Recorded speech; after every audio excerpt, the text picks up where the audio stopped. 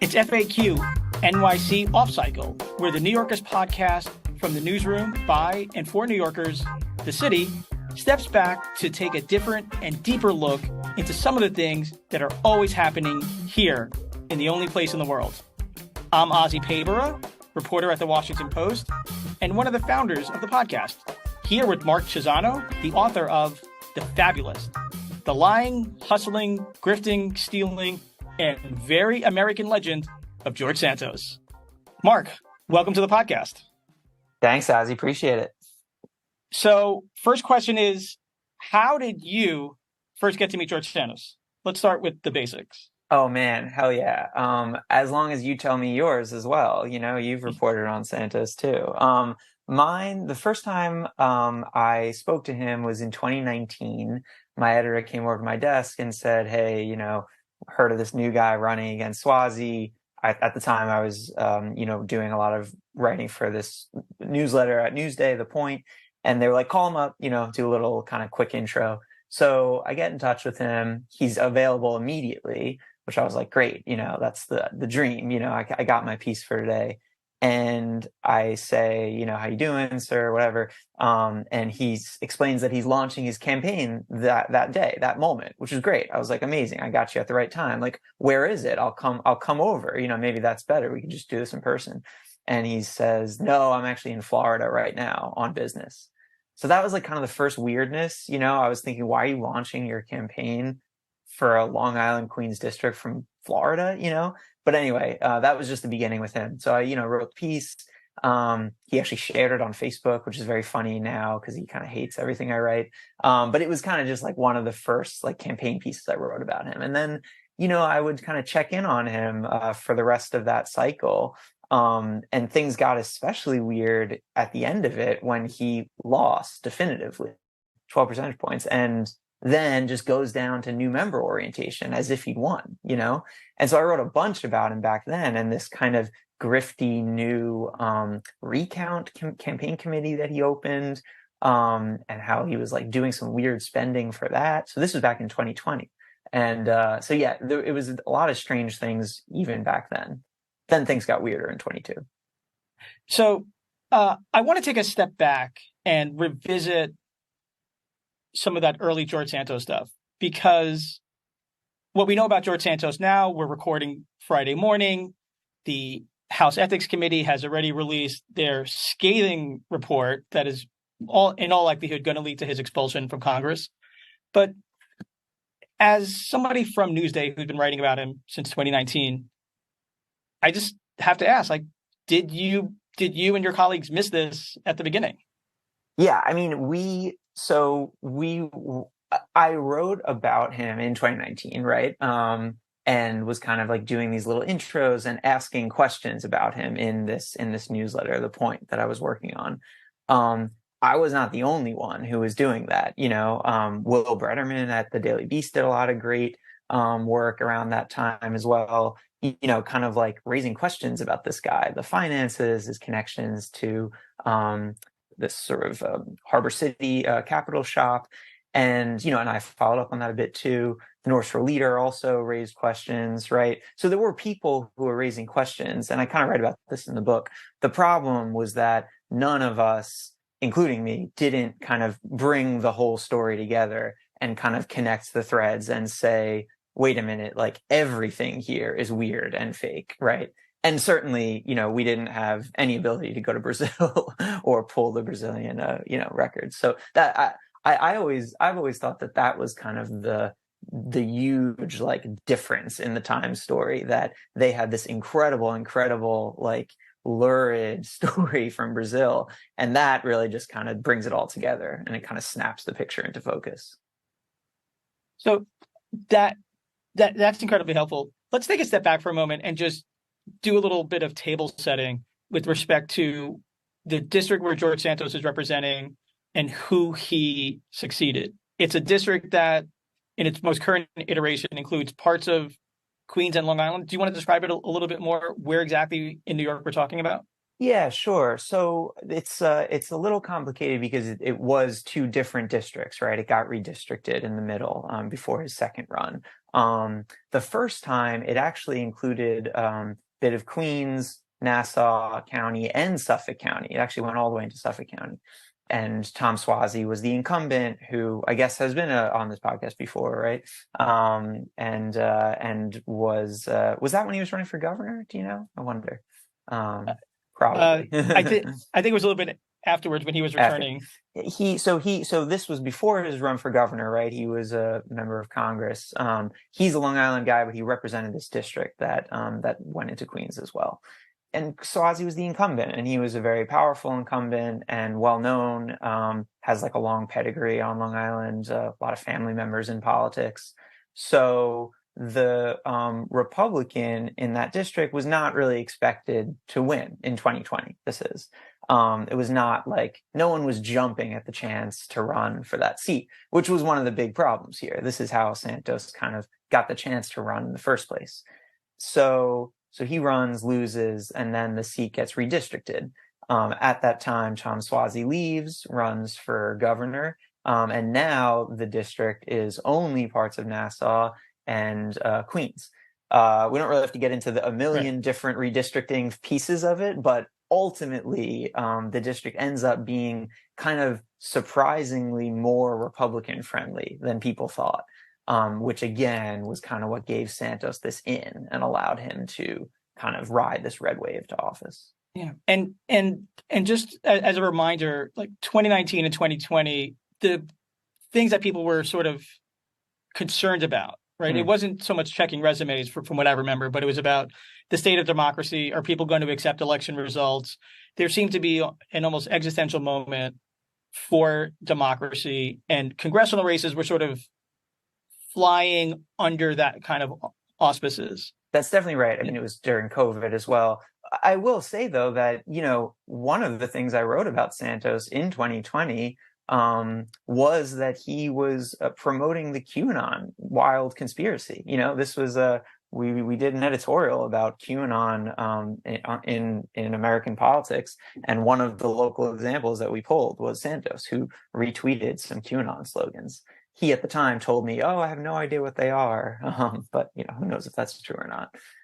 So these races did fall under the radar, but as we now see, they're super important. Yeah. And one thing I just want to sort of touch upon also is that this Santos, who, as you described in your book, born from Brazilian parents in Queens, sort of migrates into the world of politics from the fringes and ends up convincing people to sort of like let him run for office without too much of a headache. Mm-hmm.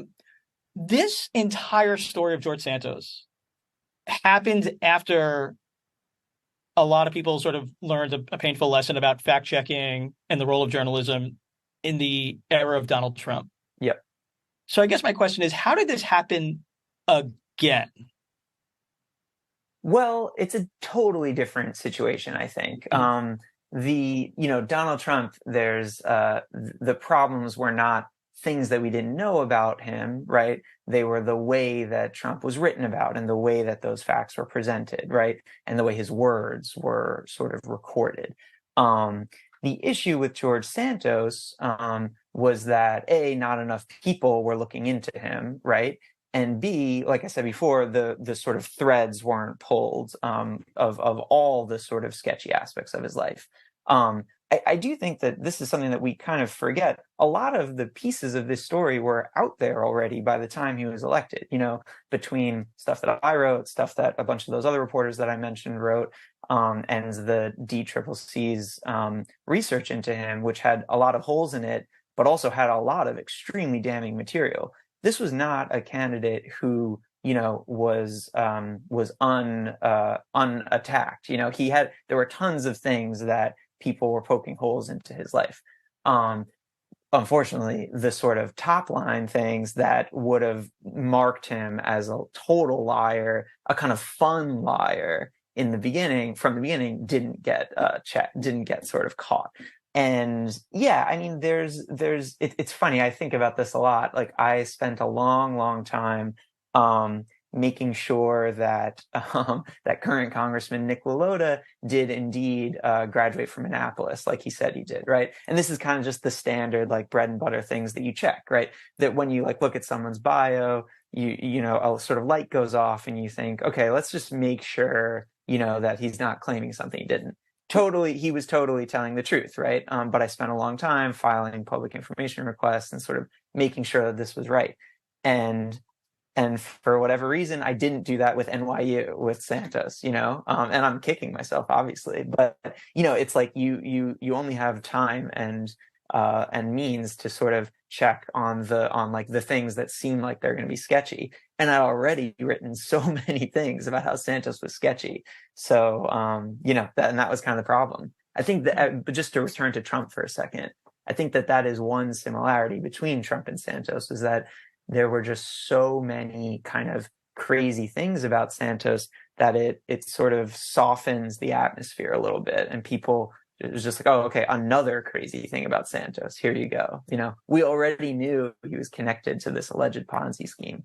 We already knew he was like not living where he said he lived. There were so many things that we knew that it kind of like blocked us from looking at every single craziness. Mark, I want to get into your book. It's a fun read, some references to The Great Gatsby, very nice literary Long Island touch.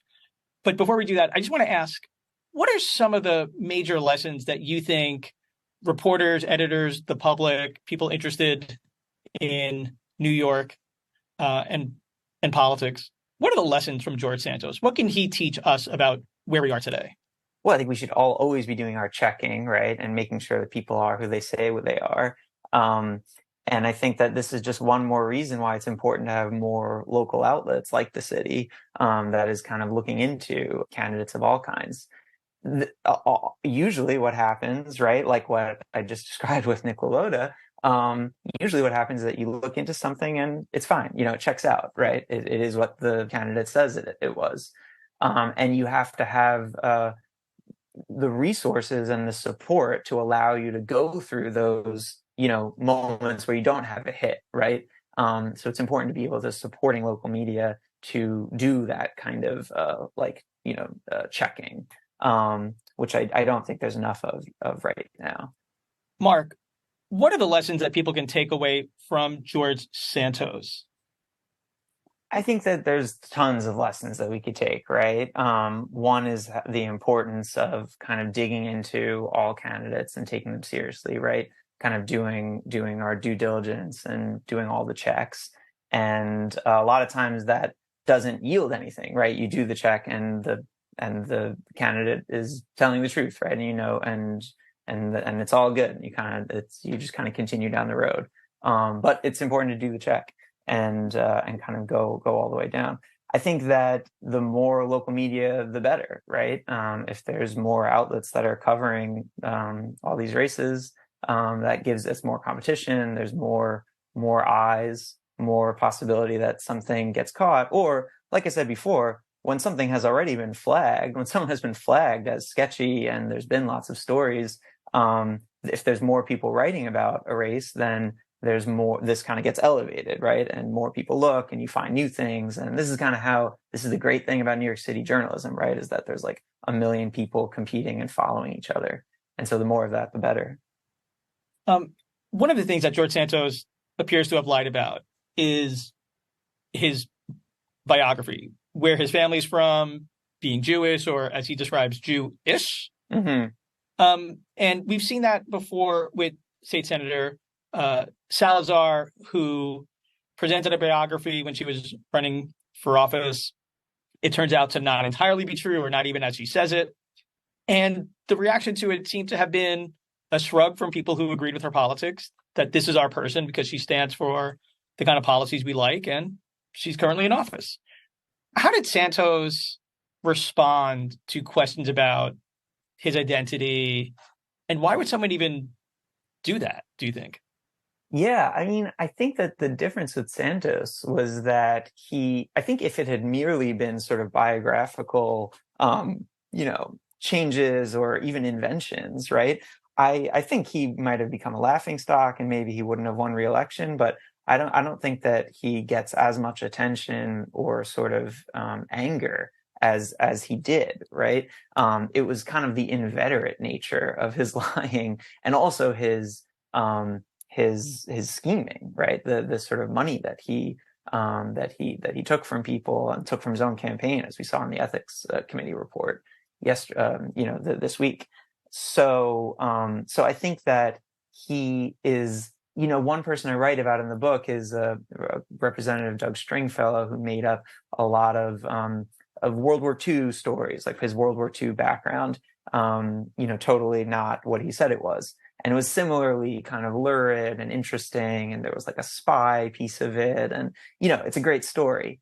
But when he got found out, he kind of, there's like a brief sort of interlude, but then pretty quickly he decides, I'll not run for re-election. I'll get out of here, and that sort of political pressure brought to bear has only recently started to come to bear on Santos, and he spent a long time just floating with all these things out there. So I think it's like a different time. What did you learn about Santos that you did not know when you started your reporting for the book?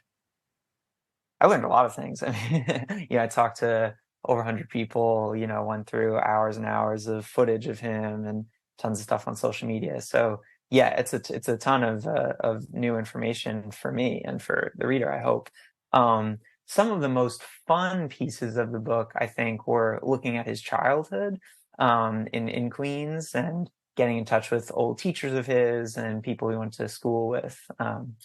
In the book, you cite something that I believe his mother said, or his dad, about there he goes again. That's just my son who lied.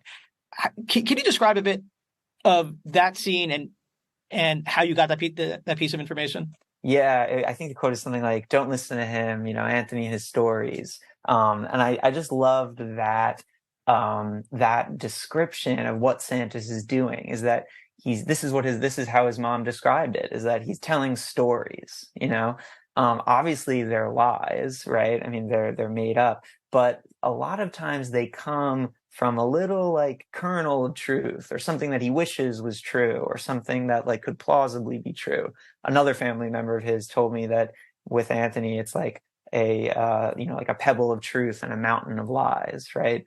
And I think that when we talk about like what I learned, I think that was kind of the sort of like vision reset for me. I was like, oh, this is what this guy is doing. He's telling these stories kind of to make himself look better, to make his life seem better, to make himself happier in his own life, and to advance his his wallet and his path for fame.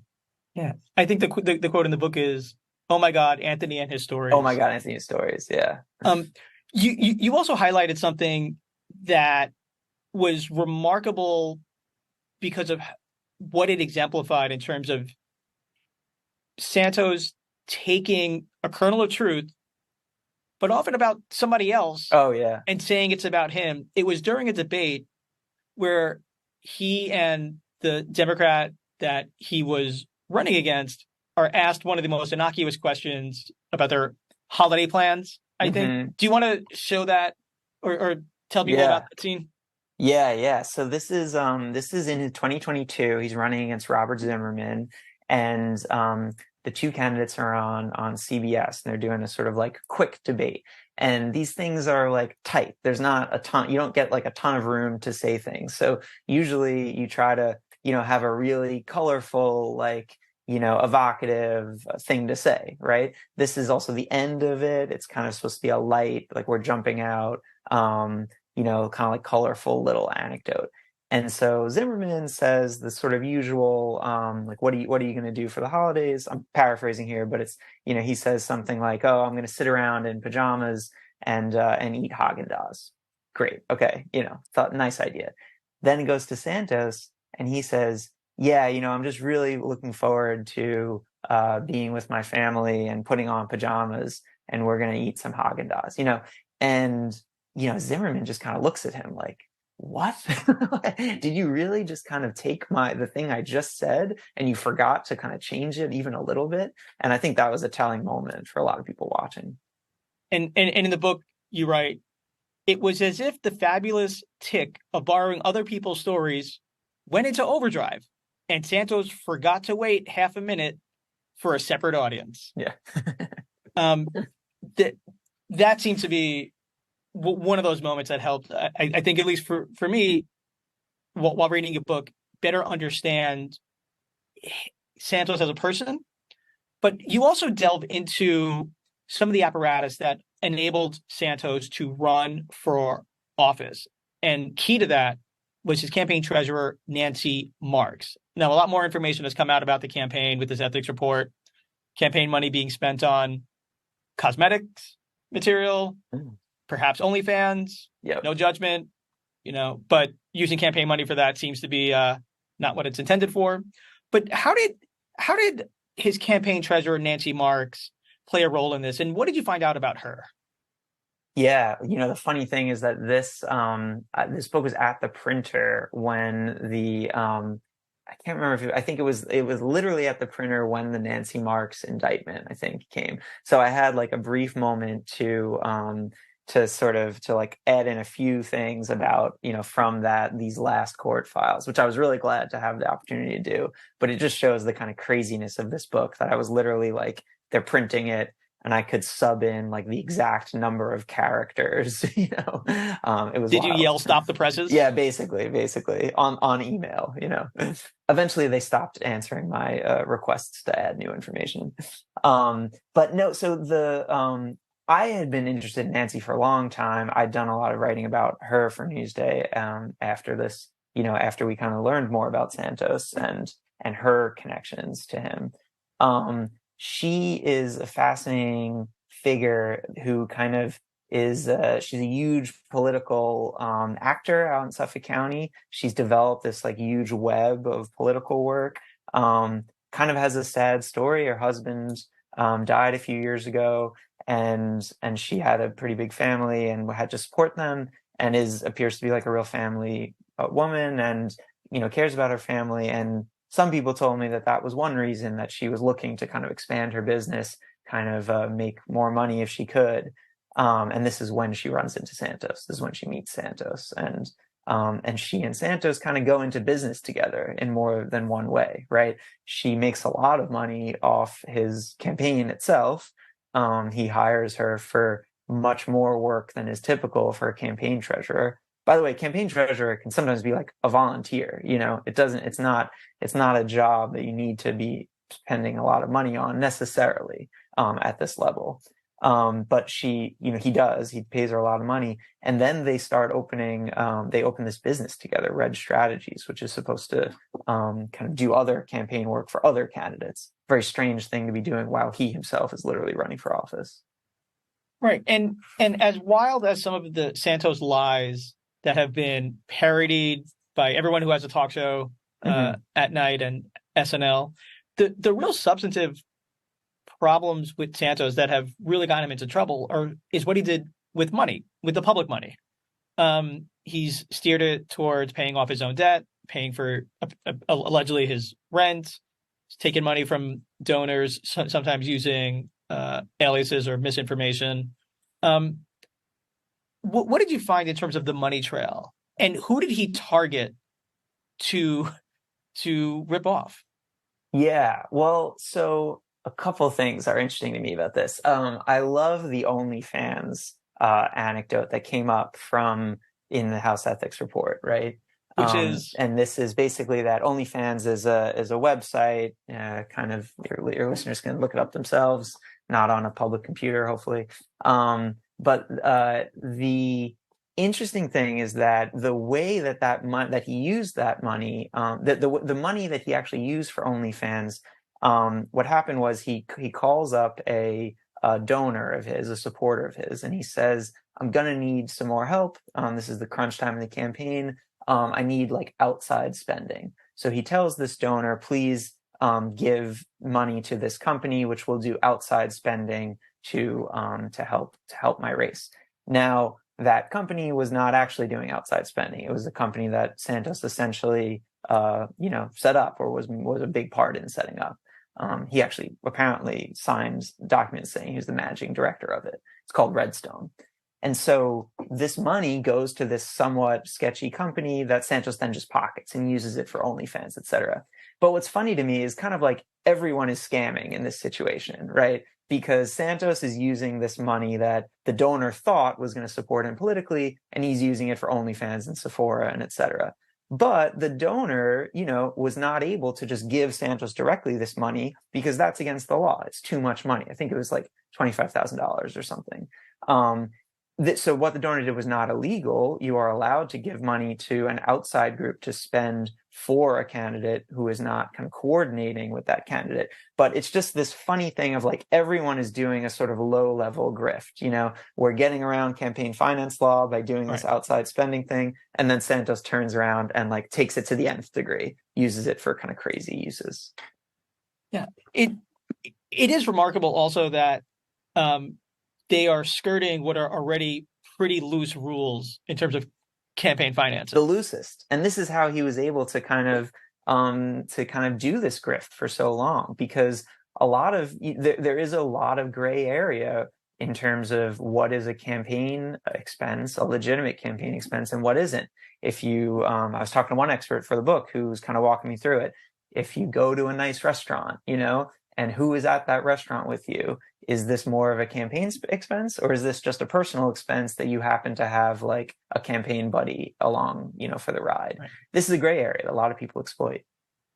So as we wind down, I sort of want to do a little bit of a lightning round question. I want to ask you a question about Santos, and you tell me if it's fact, fiction, or we don't know. Whoa. Okay. Love this. Haagen-Dazs. Okay. No. Here we go.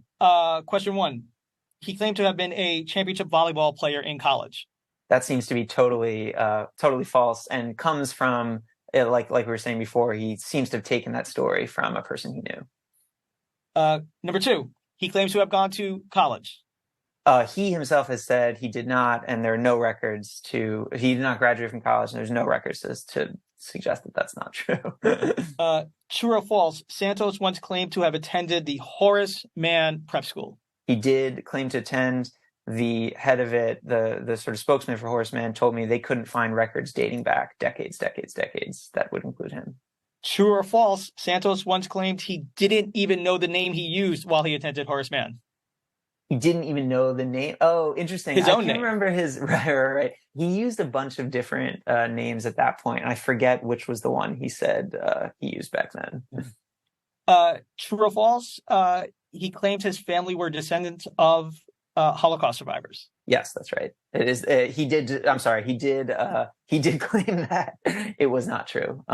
There's a long reason that it's not true, and you could look about it in the book. Yeah. True or false? He once said that he wanted to run either the Finance Committee or the Treasury Department for the United States government. Wow, I don't remember that one about Treasury, but there was a funny little piece about Janet Yellen in the Ethics Committee report. Yeah. Readers can look that up. Where somebody texted him about Janet Yellen, and he does not know who that is. Right. And lastly, in an interview with Piers Morgan, I think Santos said something about taking a genealogy test to prove his family records. Has he ever released those results? He has mentioned it a lot of times. He's floated this genealogy thing. I haven't seen it. I don't know if anyone reputable has seen it. The funny thing is, this is another one of those pebbles of truth. His family does think that they have some, Jewish heritage generations back, but certainly they are not Jewish and fled the Holocaust. And families can be complicated, especially people who migrate or come from another country. Generations, stories can sometimes evolve, but yes, that's exactly right. And lastly, you open your book by noting that Santos threatened to sue you if you get anything wrong about him. Anything in wrong. Your book. Any single thing in this book of like 90,000 words, So as the last question, have you been sued yet? I have not been sued. I've not been contacted, but we'll see. We'll see. He's not going to be happy, I'm sure. Right. The book is called The Fabulist, The Lying, Hustling, Grifting, Stealing, and Very American Legend of George Santos. Mark Chiusano, thank you for spending time with us. Thank you for writing this book. May you never write a book about me or someone else. What is your next project? We'll see. We shall see. Yeah, I'm still kind of in the George Santos mind right now. So looking forward to some new reporting projects soon. Great. When you do, please come back and tell us all about it. Absolutely. Thanks for having me, guys. FAQ. FAQ NYC is part of The City, a nonprofit, nonpartisan newsroom dedicated to hard-hitting journalism that serves the people of New York. Right now, The City is in the middle of its year-end fundraising campaign. If you like what you're hearing, the best way to support the pod is by setting up a monthly recurring donation by going to thecity.nyc/give. If you already make a monthly donation and want to add a special one-time gift, you can also do that at thecity.nyc/give. As ever, FAQ's work is freely available to everyone at thecity.nyc. And the pod also receives support from P&T Knitwear, an independent bookstore, cafe, and event space on Manhattan's Lower East Side with a podcast studio that can be freely reserved for community use. The podcast is a proud member of the Brickhouse Cooperative of Independent Journalists, Critics, and Artists, and is affiliated with the Colin Powell School at CUNY City College, where our co-host Christina Greer is one of the Moynihan Public Scholars Inaugural Fellows. Our guest host this episode was Azi Paybarah. Our engineer is Adam Camara. Our executive producer is me, Harry Siegel. A special thank you to our guest, Mark Chiusano. Thank you, listener, for joining us and making it this far. Be kind, be cool, and we'll be back soon with more.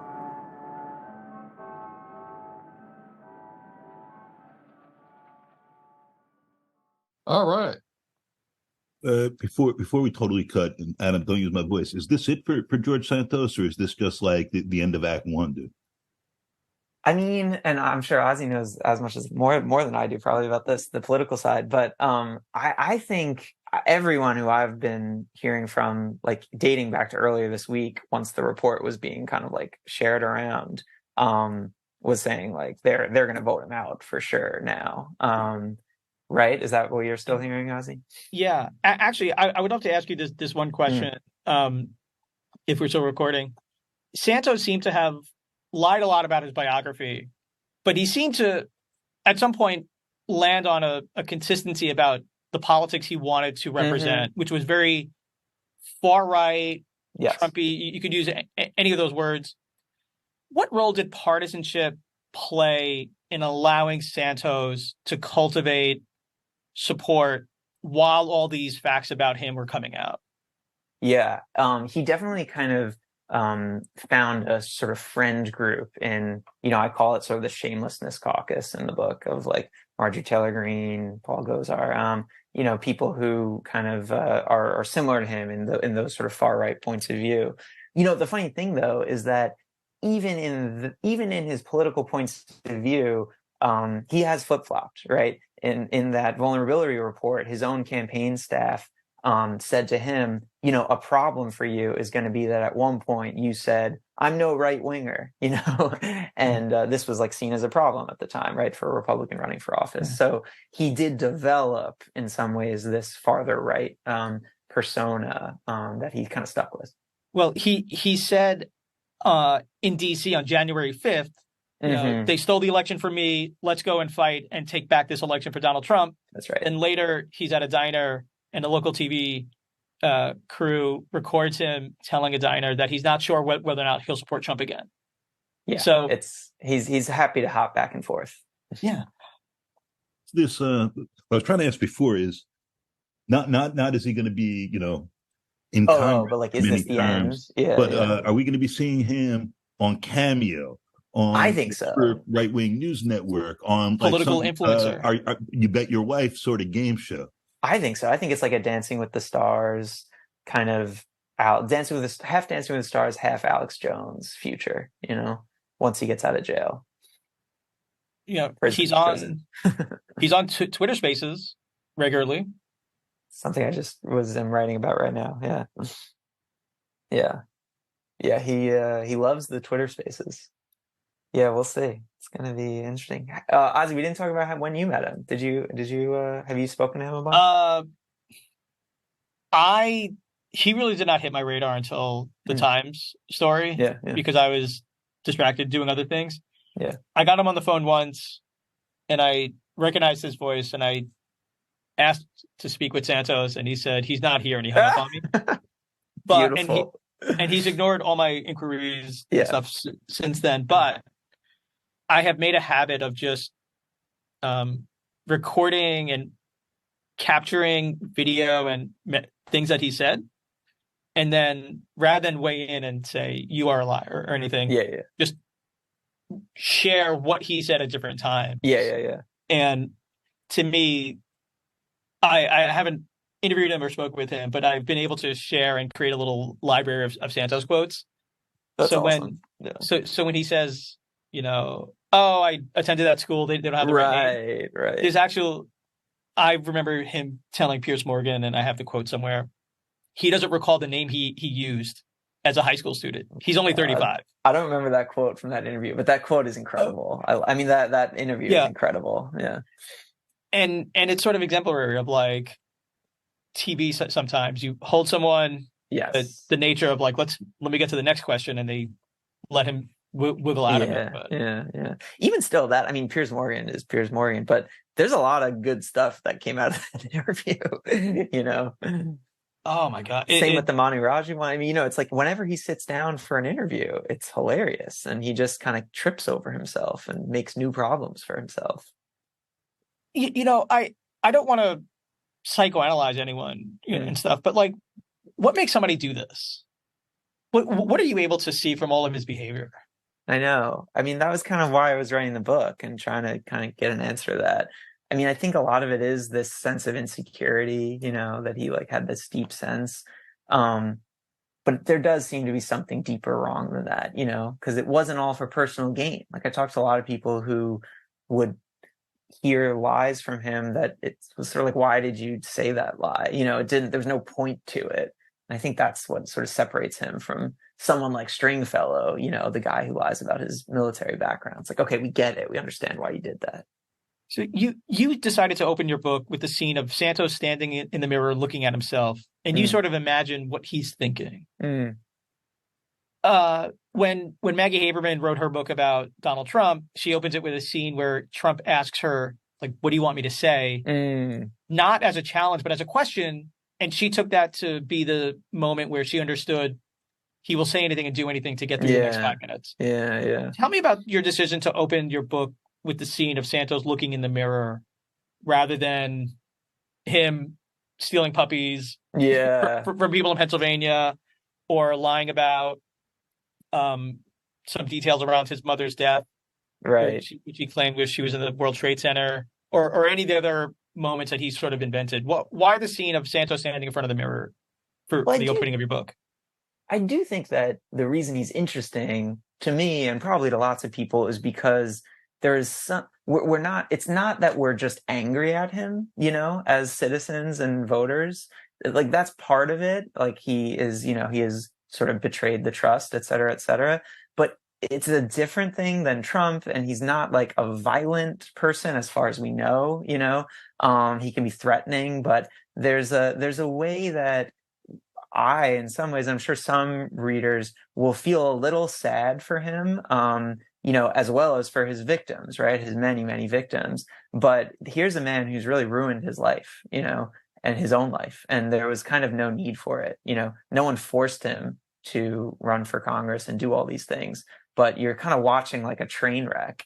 And I think I was sort of interested to like try to get into that person's head. Like how do you start the train wreck? What's the engine of the train? And to me, there was something about the focus on looks and appearance that I think that's the exterior like symptom of the disease inside.